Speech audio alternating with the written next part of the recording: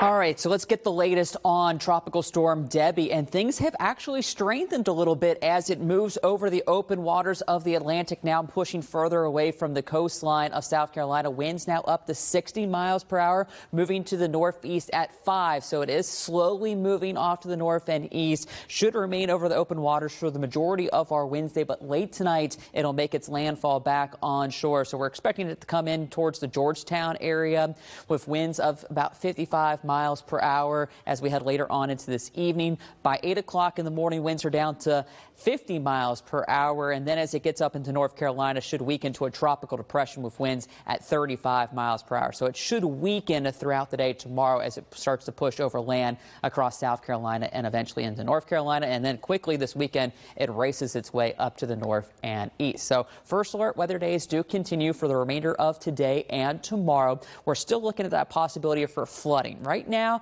that threat doesn't look too bad, but with the heavy rains expected later on tonight and into the first half of Thursday, that's when we could be looking at another round of some flooding. And with the system then moving back over the area, our winds are going to pick up tomorrow. Could have some gusts up to 45 miles per hour, which would be enough to start knocking down some trees and power lines, causing some issues to go along with the flooding. So here's the latest satellite and radar look of Debby, and you can see not a whole lot associated as far as rain. We did get some dry air to wrap into it overnight, and that's what's really ate away at a lot of the rain. But we are starting to get a few more bands working into South Carolina, moving in from the Myrtle Beach area and extending into portions of the Midlands. So as we zoom in, you can see what I'm talking about. You can see those bands pushing into Myrtle Beach and Georgetown, continuing to make their way into the far eastern portions of the Midlands, which includes Sumter, Clarendon, and down into Orangeburg County. We still got some heavier showers now riding down 95 towards the Vance area, heading towards Bowman, Holly Hill, down to St. George. You're getting some decent little rain right now.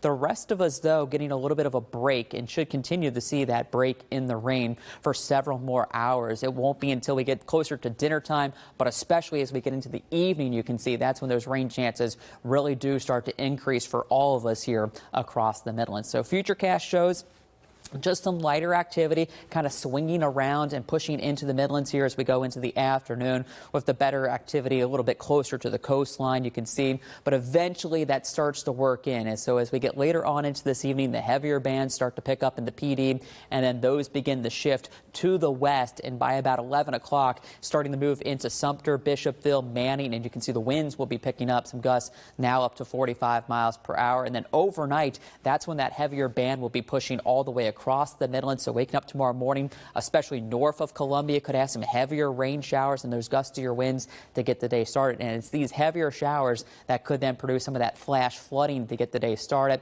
Still going to have lingering showers through at least lunchtime tomorrow with those gusty northwest winds at 30 to 35 miles per hour. And then some lingering showers through at least dinner time tomorrow before eventually starting to see the rain come to an end, with drier conditions moving in just in time by the time we get into Friday. So as far as additional rainfall totals, we're looking at about a ½ inch for today. Some higher amounts from Sumter down to Orangeburg. They could see 1 to 2 inches, especially along the 95 corridor through the remainder of our Wednesday. But look what happens as we go into Thursday. That's when we're expecting the heavier rains to move in, again, mainly during the overnight hours. And we could still see an additional 3 to 5 across a good portion of the Midlands, and that's what could cause some flooding concerns. So do keep that in mind. First alert weather days again for today and tomorrow because of the threat for heavy rain and flooding. But by Friday and into the weekend, we are tracking that drier weather to push back into the Midlands with temperatures into the 90s. A live look at Charleston this afternoon. Again, as we continue to track Tropical Storm Debby, make sure to stay with us here at WIS and on our WIS News app and WISTV.com. We have more midday coming up after the break.